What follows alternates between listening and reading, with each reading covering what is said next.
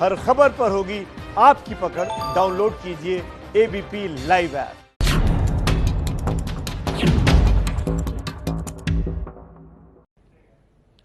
देखिए, दिल्ली के मुख्यमंत्री हैं अरविंद केजरीवाल। अरविंद केजरीवाल ने आज कोरोना से लड़ाई में बड़ा आरोप लगाया। दिल्ली के प्राइवेट अस्पताल दादागिरी कर रहे हैं।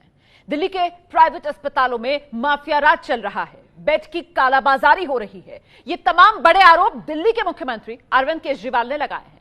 तो सवाल ये उठ जाता है कि आरोप प्रत्यारोप तो चलते रहेंगे, लेकिन इस सब के बीच पिस कौन रहा है? जवाब इसका आम जनता, जो अस्पतालों की ठोकरें खा रही है। मरीजों को दर दर भटकना पड़ रहा है, अपने करीबियों की जान गंवा रहे हैं लोग। इसी पर बात करने के लिए हमारे साथ खास मेहमानों का पैनल मौजूद है। मैं उनसे आपका परिचय कराऊंगी, लेकिन पहले एक रिपोर्ट। दिल्ली में निजी अस्पतालों पर केजरीवाल के गंभीर आरोप। कुछ चंद प्राइवेट हॉस्पिटल्स हैं जो इस महामारी के दौरान भी इस तरह की गलत हरकतें कर रहे हैं। पहले कहते हैं बेड्स नहीं है, और जब और इंसिस्ट करो तो कहते हैं 2 लाख रुपए दे दो, 5 लाख रुपए दे दो, 8 लाख रुपए दे दो। दिल्ली के अस्पतालों में कौन कर रहा है बेड की कालाबाजारी? कुछ लोगों ने, चंद लोगों ने माफिया बनाया हुआ था। इसको छोड़ने में थोड़ा समय लग रहा है। क्या दिल्ली वालों पर निजी अस्पतालों का माफिया कर रहा है दादागिरी? इनमें कुछ चंद अस्पताल दिल्ली के इतने पावरफुल हो गए, सभी पार्टियों के अंदर उनका पहुंच है, ऊपर तक पहुंचे। अंदर प्राइवेट में धमकी दी है उन्होंने कि हम नहीं कोरोना के मरीज लेंगे, जो करना है कर लो। कौन है जो कोरोना संकट में भी दिल्ली वालों को डरा रहा है? कहीं टेस्टिंग की भीड़ है तो कहीं अस्पताल में भर्ती होने की मारामारी। कोई भी हॉस्पिटल अगर बेड अवेलेबल है तो सीरियस पेशेंट को मना नहीं करेगा। क्या दिल्ली में कोरोना से लड़ने की तैयारी में कमी रह गई? हम 2 महीने से इस बात को दोहरा रहे थे कि तुम्हारी जो अस्पतालें हैं या प्राइवेट अस्पताल है मनमानी कर रही हैं, गरीबों को देख नहीं रही है। शुक्र है केजरीवाल साहब, धन्यवाद, देर से जगे। बहुत लापरवाही हुई है और मैं मानता बहुत अजीब सरकार है। बड़ी कोरोना के मामले में इतनी लापरवाहियां हुई हैं। सियासी लड़ाई के बीच दिल्ली में क्या रोक पाएंगे कोरोना की स्पीड? दिल्ली के अस्पतालों का माफिया कौन? तो दिल्ली के मुख्यमंत्री अरविंद केजरीवाल बेहद गंभीर आरोप लगा रहे हैं। इस पर मैं चर्चा शुरू करूं उससे पहले आपको कोरोना से अपनी जान गंवाने वाले नरेंद्र जैन के बारे में जानना चाहिए, जिससे आपको यह पता चलेगा कि दिल्ली में किस तरीके की बदइंतजामी अस्पतालों में फैली हुई है। 47 साल के नरेंद्र जैन का कोरोना से कल निधन हो गया। परिवार की तरफ से सीधा आरोप लगाया जा रहा है कि कोरोना के इलाज के लिए वो दर दर भटकते रहे, एक से दूसरे अस्पताल जाते रहे, लेकिन इलाज नहीं मिल पाया। कहीं अस्पताल ने भर्ती करने से ही मना कर दिया, कहीं किसी अस्पताल ने बेड ना होने की बात कही, किसी ने दूसरे अस्पताल ले जाने को कह दिया, और आखिर में परिवार पूरी कोशिशों के बावजूद नरेंद्र जैन को नहीं बचा पाया।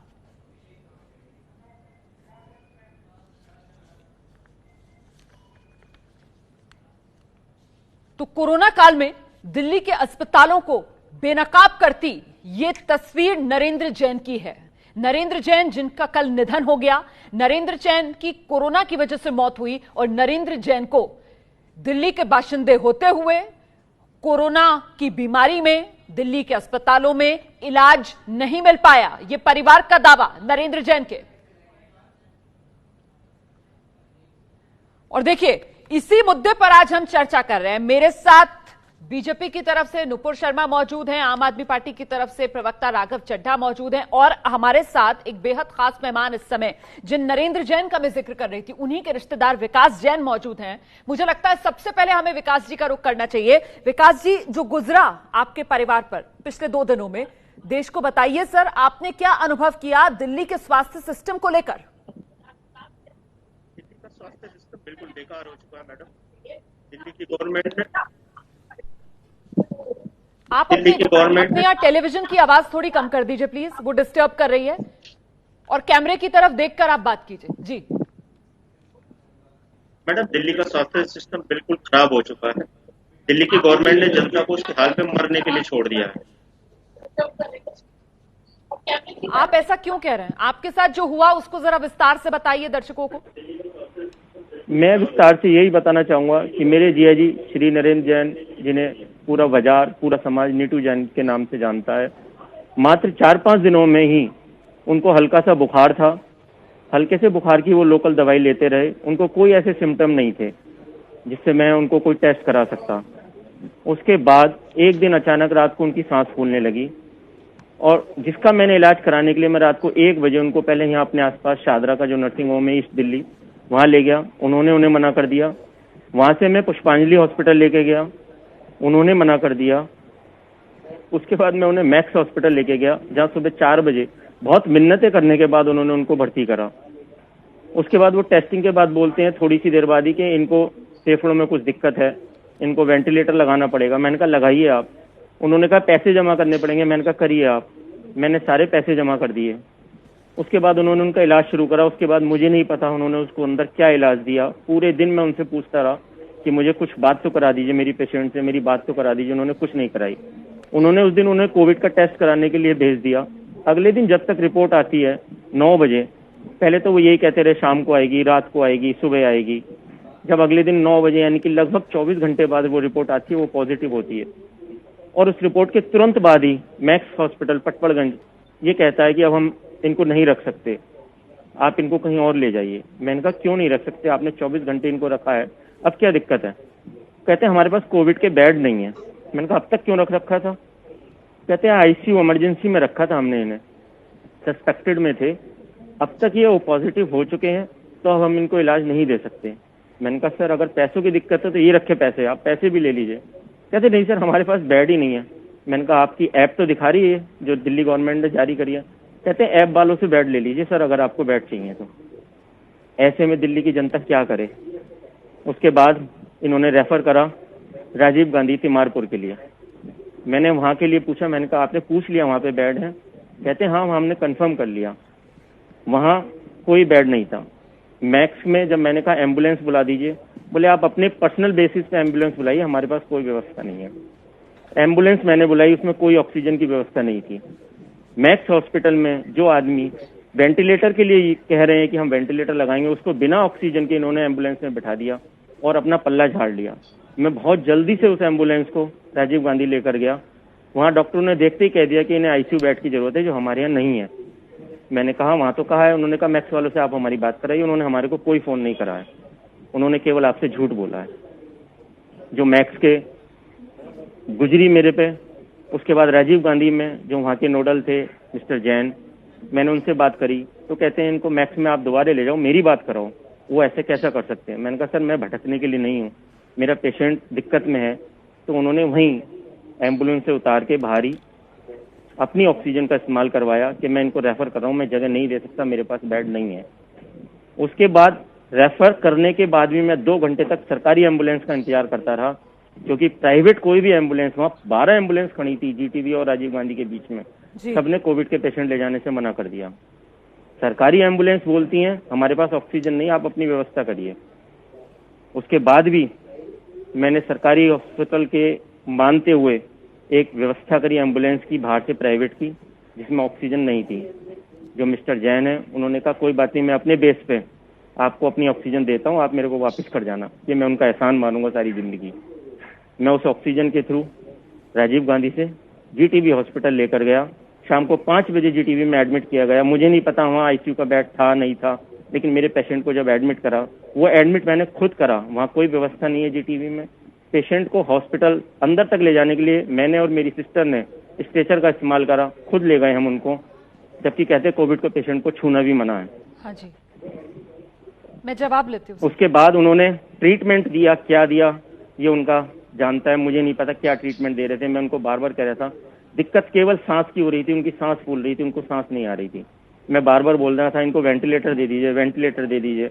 वो कहते हैं सर अभी हमारे पास व्यवस्था है, अभी हम पहले थोड़ा सा स्थिर ट्रीटमेंट देखते हैं। इसी तरीके से वो दूसरी मंजिल पे ले गए। दूसरी मंजिल पे ले जाने के लिफ्ट में भी मैं और मेरी सिस्टर खुद स्ट्रेचर पे बैठा के अपनी जिया जी को लेकर गए थे। यहाँ कोई व्यवस्था नहीं थी। उन्होंने कह दिया आपका पेशेंट है, आप देखिए कैसे ले जाएंगे। ये जीटीवी की व्यवस्था बता रहा हूँ मैं आपको। 6 बजे वो ऊपर की मंजिल पर ले गए हैं। 6:30 बजे जो पंपिंग से ऑक्सीजन दी जाती है वो मैंने खुद दी अपने हाथ से, मेरी सिस्टर ने दी है। वेंटिलेटर तब तक भी नहीं लगाया गया। और कहने के बावजूद भी 7:15 के बीच मैंने अपने जीजा जी को खो दिया। मैं देखता रह गया, मेरे पास कोई हालम नहीं था और उन्होंने डिक्लेयर कर दिया कि शी इज नो मोर। ने आपको संभालिए। इतना ही नहीं है मैडम, अव्यवस्थाओं का इतना बुरा हाल है कि उसके बाद मोर्चरी में बॉडी ले जाने के लिए जब पैक करी है, वो मैंने अपने हाथ से उस बॉडी को पैक करा है। उनके पास कोई व्यवस्था नहीं है। मोर्चरी में रात को 11 बजे मैं रखवा कर आया हूँ बॉडी। वहां बोलते हैं हम सुबह आपको दे देंगे, आप इनका अंतिम संस्कार अपने हिसाब से जैसे मर्जी कर लीजिए। क्या व्यवस्था है ये? निगम बोध घाट पे मैं खुद लेकर गया हूँ जी। उस एम्बुलेंस में जो उन्होंने प्रोवाइड करवाई थी, वहाँ मैंने और मेरे भांजे ने पीपी किट अपने हाथ से खरीद के, वहाँ निगम बोध पे पीपी किट खुलेआम बिक रही है। क्या ये गोरख धंधा नहीं है और क्या है?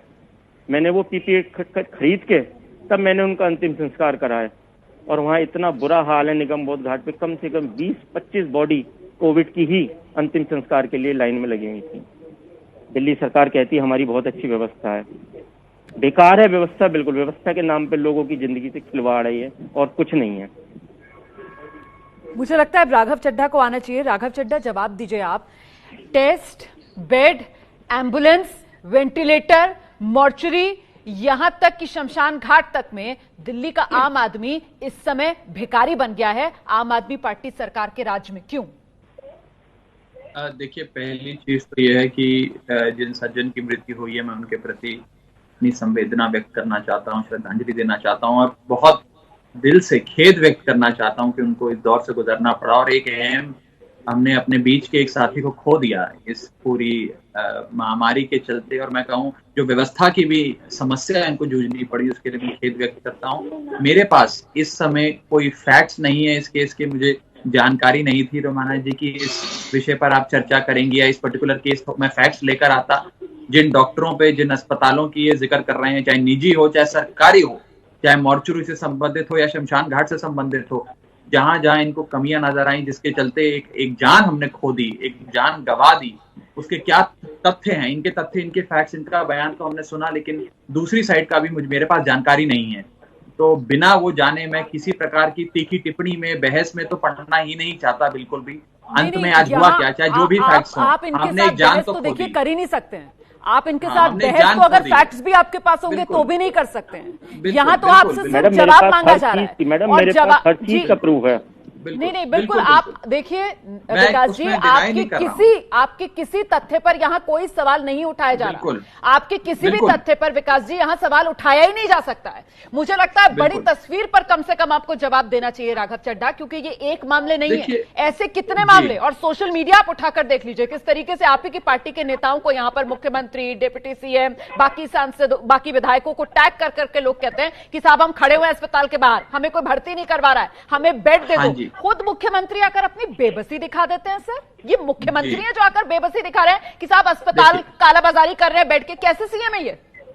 हाँ, मैं बता देता हूँ। अब आप हमारी बात थोड़ा धैर्य से सुन लीजिए। जो बड़ी व्यवस्था की आप बात कर रही हैं उस पर मैं अपनी बात बता देता हूँ। ये एक महामारी है और इस महामारी से हर प्रकार का प्रयास करा जा रहा है। 24 घंटे हफ्ते के 7 दिन काम कर करके हम इससे लड़ें।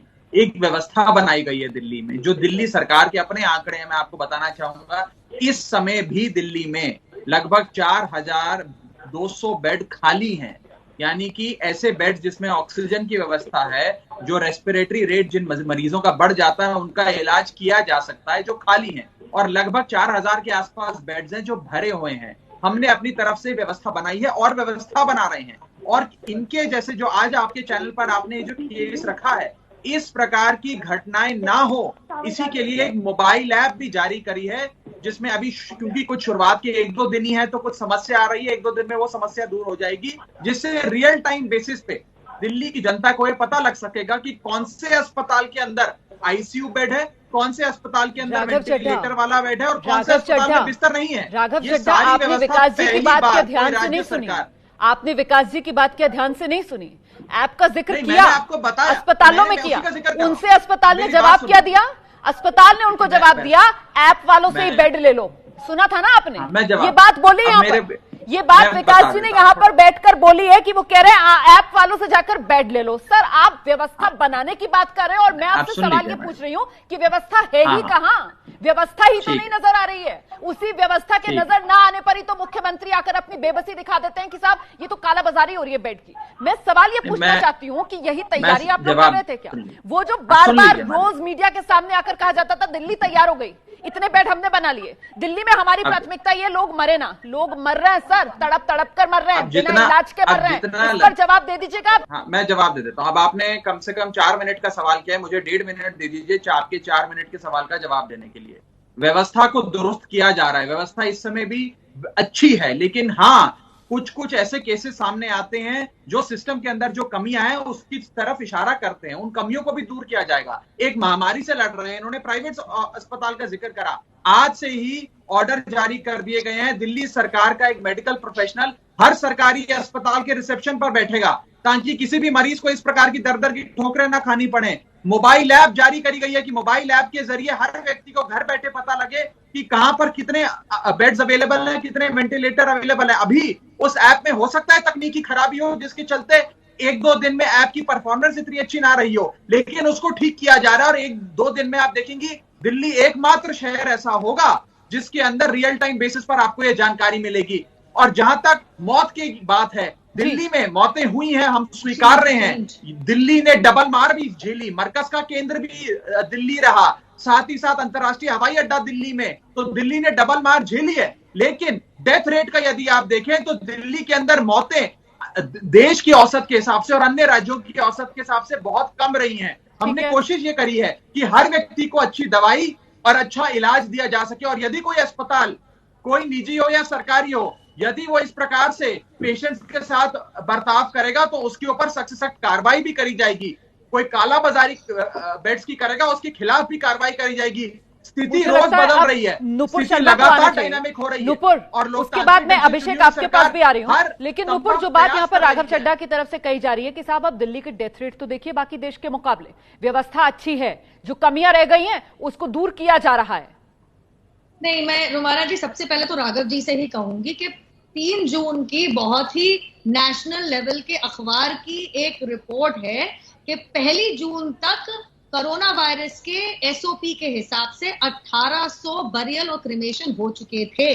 तो प्लीज आपका आंकड़ा क्या कहता है? किस तरीके से आपका बीच में आंकड़े का झोल भी हुआ था जिसमें एकदम से आपने कहा था कि अस्पताल तो कह रहे थे और दिल्ली के अधीन जो आते हैं दिल्ली सरकार के कि हम तो इनको ये आंकड़ा भेज रहे हैं, ये बाहर पब्लिक में कम आंकड़े क्यों भेज रहे हैं? तो कृपया करके ये जो आपकी परेशानी चल रही है, और इससे पहले मैं ये क्लैरिफाई कर दूं कि स्वास्थ्य एक स्टेट सब्जेक्ट है, राज्य के अधीन आने वाला सब्जेक्ट है। दूसरी बात, आपने आज जैन साहब के रिश्तेदार को दिखाया। रोमाना जी मेरा दिल दहल गया, बस मेरे आंसू नहीं निकले, क्योंकि हम में से किसी भी के घर परिवार के साथ ये हो सकता है, लेकिन क्या हम अमनप्रीत के पिताजी को भूल जाएं? इतनी बड़ी, उनके हस्बैंड ने एक बहुत लंबे लेवल का एक कॉलम और आर्टिकल लिखा है कि वो आदमी जूझ गया, मर गया एलएनजेपी के सामने। उसकी बेटी और दामाद ने पैर पकड़ लिए डॉक्टरों के, लेकिन एक बिस्तर नहीं दिया और अस्पताल के बाहर ही, और जब उस आदमी को स्ट्रेचर पर डाला तो आप बड़ा सवाल उठा रही हैं नुपुर, आप बड़ा सवाल उठा रही हैं। डॉक्टर कहते हैं कि आप बड़ा सवाल उठा रही है। बिल्कुल मैं राघव आपके पास बाद में आऊंगी, मेरे पास अभी 2 मेहमान और हैं जिनके पास मुझे जाना है, और उसमें मुझे लगता है अभिषेक को भी आ जाना चाहिए। अभिषेक, एक बात जो यहाँ पर नुपुर रख रही है और मैं इसमें ये जोड़ना चाहती हूँ कि साहब ये तो वो केसेस हैं जो सोशल मीडिया पर सामने निकल कर आ रहे हैं, जो फेसबुक पर लिख सकते हैं, जो हैशटैग चला सकते हैं, ट्विटर पर लिख सकते हैं, लेकिन कितने ही ऐसे मरीज हैं जो सोशल मीडिया पर नहीं है, जो सोशल मीडिया पर आकर अपना दर्द साझा नहीं कर सकते, उनकी कैसे सुनवाई होगी? दिल्ली की हकीकत क्या है?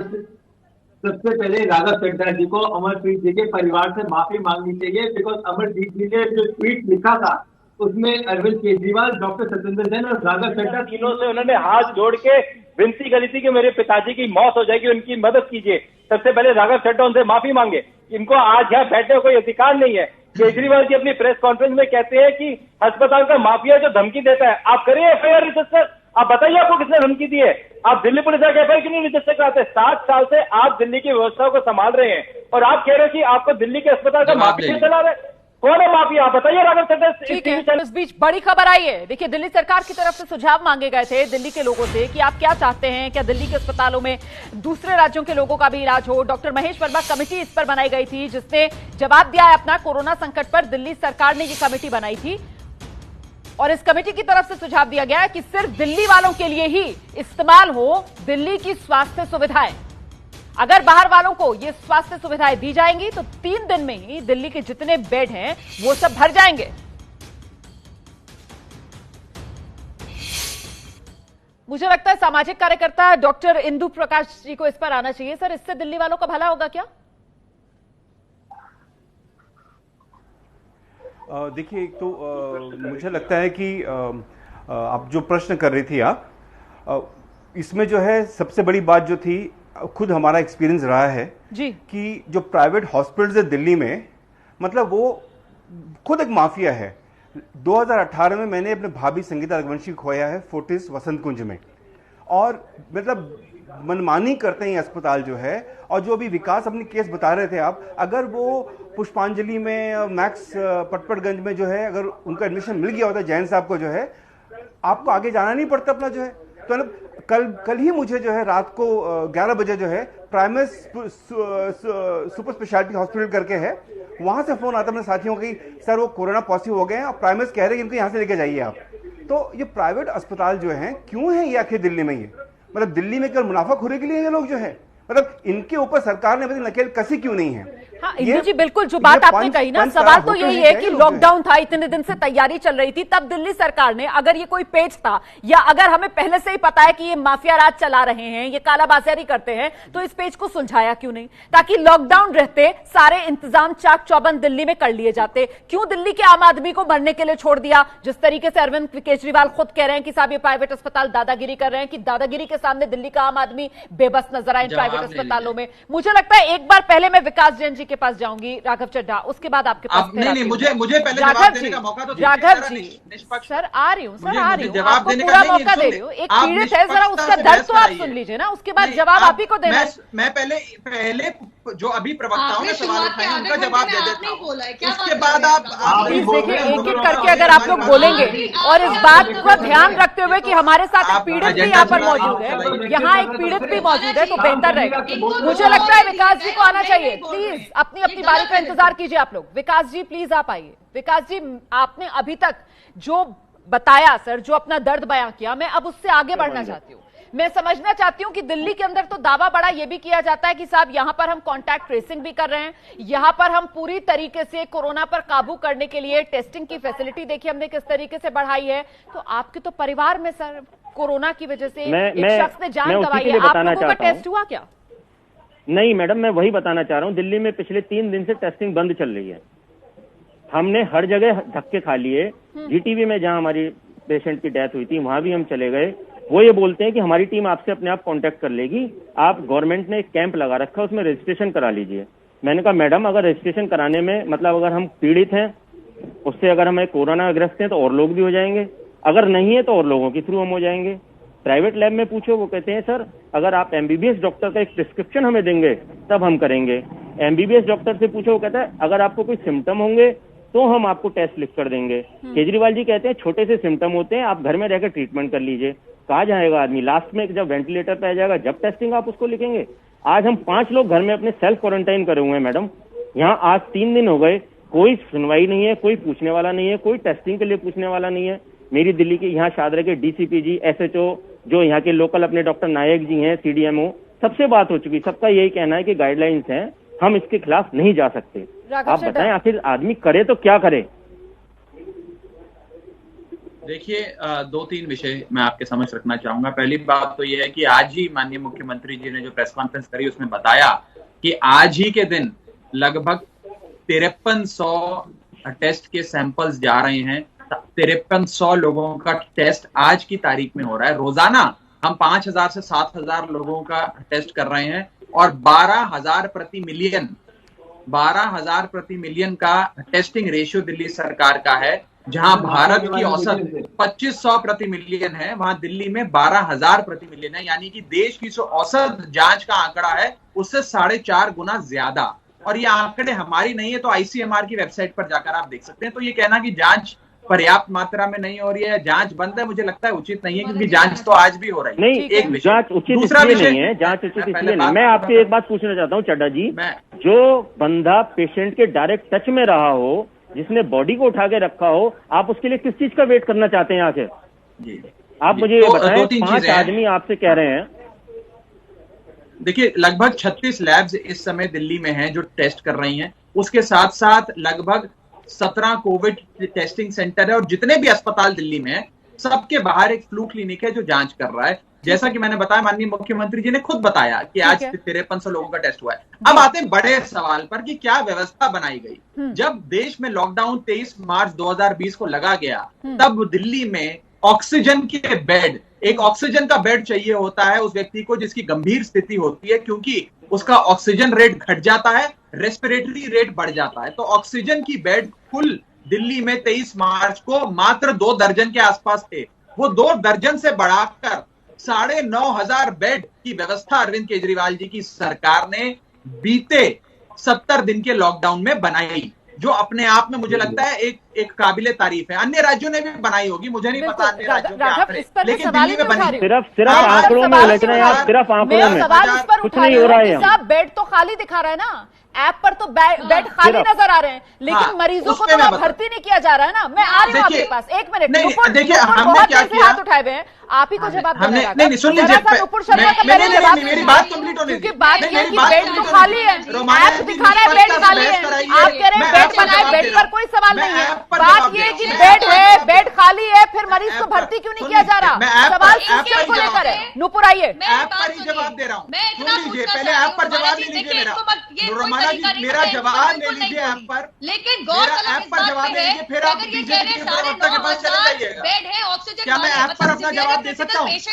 आप मुझे मौका ही नहीं दे रही है बात करने का, मेरे को मौका ही नहीं दिया जा रहा है अपनी बात रखने का। हमारी ये क्या निष्पक्ष बहस है?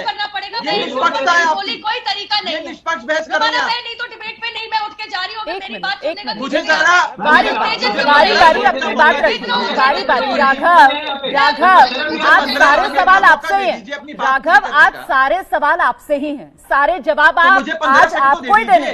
आपने एक बेड की बात की, बात सिस्टम पर है ना, आप सिस्टम सुनेंगे कि जवाब भी सुनेंगे? भाई तो आप जवाब तो जानना चाहती है ना। सवाल तो ये है कि साहब बेड दिखा रहा है, लेकिन वो बेड में मरीज को भर्ती कर नहीं रहे, फिर क्या फायदा है ऐसे बेड का? अब सुन लीजिए, उसके बाद एक साथ जवाब दे दीजिएगा। मैं आपको मोबाइल एप्लीकेशन पर जवाब दे रहा हूँ। चड्ढा का प्रोग्राम है तो आप जवाब सुन लीजिए, हमारा क्या फायदा है? ये अपने समय पे भी बोलेंगे, हमारे समय पे हमारे ऊपर भी बोलेंगे। ये कोई तरीका नहीं होता डिबेट करने का। अगर इनको तमीज नहीं है तो जाके लोग मर रहे हैं, मौत के घाट उतर रहे हैं, इसके ऊपर इनकी कोई तानाशाही और कर रहे हैं। मैं इनको एक बात साफ बता दूं, जो इन्होंने प्राइवेट लैब्स के साथ तानाशाही गुंडाई करी, उसके चक्कर में प्राइवेट अस्पतालों ने भी हाथ झाड़ दिए कि हमारे को बहुत जोर पड़ रहा है दिल्ली सरकार से कि हम नॉन सीरियस पेशेंट्स को हम टेस्ट भी ना करें। तो मतलब कि जो अन्य किसी सर्जरी के लिए, इलाज के लिए जो अस्पतालों में जा रहे हैं, ये आपने डॉक्टरों को, अस्पतालों को मना कर दिया। आरोप का क्या आधार है? एक सेफ्टी के, मैं आपको बताता हूँ, मैं आपको अखबार में दिखाती हूँ, ये राजनीति का समय है, ये राजनीति का समय है, ये राजनीति करने का समय है। ये कोई तरीका नहीं। रोमाना जी, ये राजनीति करने का समय। राघव, आप इनकी बात सुन लीजिए, फिर जवाब दे दीजिएगा। एक दूसरे के बीच में ना बोले। नुपुर अपनी बात रख दे, अभिषेक आपके पास आ रही हूं और फिर राघव आपके पास आऊंगी। आप दोनों का तसल्ली से जवाब दीजिएगा। नुपुर जल्दी से पॉइंट रखिए, आप क्या आरोप लगा रही हैं? ये देखिए, can't order private hospitals to treat people for free, ये सबसे पहले केजरीवाल ने कहा था। दूसरी मैं आपको बात बता दूं तो अन्य न्यूज़पेपर्स में रिपोर्ट आई है कि आपके गंगाराम अस्पताल ने साफ जाके कहा है कि हमें दिल्ली सरकार ने कहा है कि हम टेस्ट ही ना करें। तीसरी, अगर 9,500 बेड इनके क्रिटिकल और सिवियर पेशेंट्स के लिए है, तो इनका मतलब ये है कि 26,000 का जो आंकड़ा है उनमें से 10,000 दिल्ली के पेशेंट सिवियर और क्रिटिकल हालत में है, क्योंकि बेड तो कोई अवेलेबल है ही नहीं। तो ये क्या आंकड़े में झोल क्या है? और तीसरी बहुत अहम बात, आपका शो करते हुए रोमाना, मेरे पास अक्षय सिंह बैस नाम के एक नामक आदमी का एक वीडियो आया है। उन्होंने कहा है मेरे अंकल की दिल्ली के बड़े अस्पताल में मौत हो गई, ना मरीज के लिए कोई देखने वाला था, ना कोई सुनने वाला, 5-6 लाश वार्ड में ही है, सुविधा नहीं। किस बात का दावा करते हैं अरविंद केजरीवाल जी? आप Nupur ji, show this to ABP News. ऐसे अन्य ऐसे वीडियो है। मैं राघव जी से कहना चाहूंगा कि अब मैं जवाब दे दूंगा रोमाना जी। मैं जवाब दीजिए, क्योंकि हमारा यहाँ मकसद कोरोना काल, संकट काल में जरा सा संवेदनशीलता के साथ इसको हम चर्चा करेंगे, प्लीज। ठीक है, हम यहाँ पर समस्या के समाधान के लिए बैठे हैं, हम यहाँ पर मामले को और उलझाने के लिए नहीं बैठे हैं। नुपुर ने अपना एक पॉइंट रखा। नुपुर कह रही है आंकड़ों का झोल है। आपके पास आऊंगी राघव, पहले जरा कांग्रेस के प्रवक्ता को भी सुन लीजिए, फिर जवाब आपको ही देना है। आइए अभिषेक। मैं राघव चड्ढा जी को बोलना चाहता हूँ, इन्हीं की सरकार का 2 जून का ये ऑर्डर है मेरे हाथ में। इस ऑर्डर में लिखा है कि direct and high risk content, diabetic, hypertension, cancer patient and senior citizen, केवल इन्हीं लोगों का टेस्ट होगा अगर आपके घर में कोई कोरोना पेशेंट है, बाकी किसी का टेस्ट नहीं होगा। ये मेरा आधार है इनकी सरकार के ऑर्डर का। अरविंद केजरीवाल जी की प्रेस कॉन्फ्रेंस में 2 उन्होंने बड़ी बातें करी कि मुझे रात भर फोन आते, बताए ना अरविंद केजरीवाल जी कौन सा मोबाइल नंबर उनका है, हम भी उस नंबर पे फोन करेंगे, हमको पता चले कहाँ परेशानी उनको है, हम भी बताएंगे। और सबसे बड़ी चीज आपने आज, राघव जी सुन लीजिए पहले, आप कह रहे हो, मैं सिंपल एक पॉइंट कह रहा हूं, बताओ कौन माफिया है, आप एक्सपोज करो उस माफिया को, क्यों छुपा रहे हो माफिया को? और 6 साल से आप चुप क्यों थे? आपने वर्ल्ड क्लास इंफ्रास्ट्रक्चर, आपके मोहल्ला क्लिनिक सारे के सारे बंद पड़े हैं, उन मोहल्ला क्लिनिक को खोलो और वहां पे क्वारंटीन सेंटर बनाइए। जिस आप दे दीजिएगा, जिस आदमी का 1 कमरे का घर है वो सेल्फ क्वारंटीन कैसे करेगा? सारे जवाब आप माफी मांगने के बदले आज ये बहस कर रहे हैं। अच्छा ठीक है, अब आप लोगों ने अपनी अपनी बात रख ली। देखिए 2 बड़ी बात निकल कर आ रही है, आंकड़ों का झोल निकल कर आ रहा है, गलत दिशा निर्देश दिल्ली सरकार की तरफ से दिए गए, ये बात निकल कर आ रही है। इस पर राघव चड्ढा का जवाब लेंगे विस्तार से। सीधे रुक करते हैं, राघव आपको जवाब देना है। आंकड़ों की जो बाजीगरी चल रही है दिल्ली में, गलत दिशा निर्देश दिल्ली सरकार के, ये यहां सवाल उठे। जितना समय आप जवाब देने, सवाल पूछने में लगाती हैं, उसका आधा समय यदि जवाब देने में लगाएं तो शायद आपके मन में जो सवाल है दिल्ली सरकार के प्रति वो सारे दूर हो जाएं। एक निष्पक्ष कार्यक्रम का मकसद ये होता है कि केवल सवाल ही ना पूछे जाएं, जवाब भी सुने जाएं। तो थोड़ा हौसला रखिए हमारे जवाब सुनने का। पहली चीज तो यह है कि ये लोग जांच पे जो लोग सवाल उठा रहे हैं, मैं सीधे तौर पे आपको भी और आपके माध्यम से जितने पैनलिस्ट हैं सबको कहना चाहूंगा कि ये आईसीएमआर की गाइडलाइंस हैं। आईसीएमआर ने 9 पॉइंट का एक गाइडलाइन जारी कर रखा है कि इन 9 लोगों की जांच होनी चाहिए। यही कॉपी पेस्ट कर दिल्ली सरकार ने अपना एक सर्कुलर जारी करा है। ये कोई दिशा निर्देश दिल्ली सरकार के बनाए हुए नहीं है, आईसीएमआर जो केंद्र सरकार के अधीन आता है उसके द्वारा बनाए गए हैं। और दिल्ली में आज भी, और मैं पूरी जिम्मेदारी से कह रहा हूं, आप भी ध्यान से सुन लीजिए हम पर आरोप लगाने से पहले, कि दिल्ली के अंदर सबसे ज्यादा जांच हो रही है। आज भी 5300 सैंपल की जांच हो रही है और प्रति million testing rate Arvind Kejriwal ji की सरकार के अधीन आ रही दिल्ली में सबसे अधिक है पूरे देश में। पहली चीज।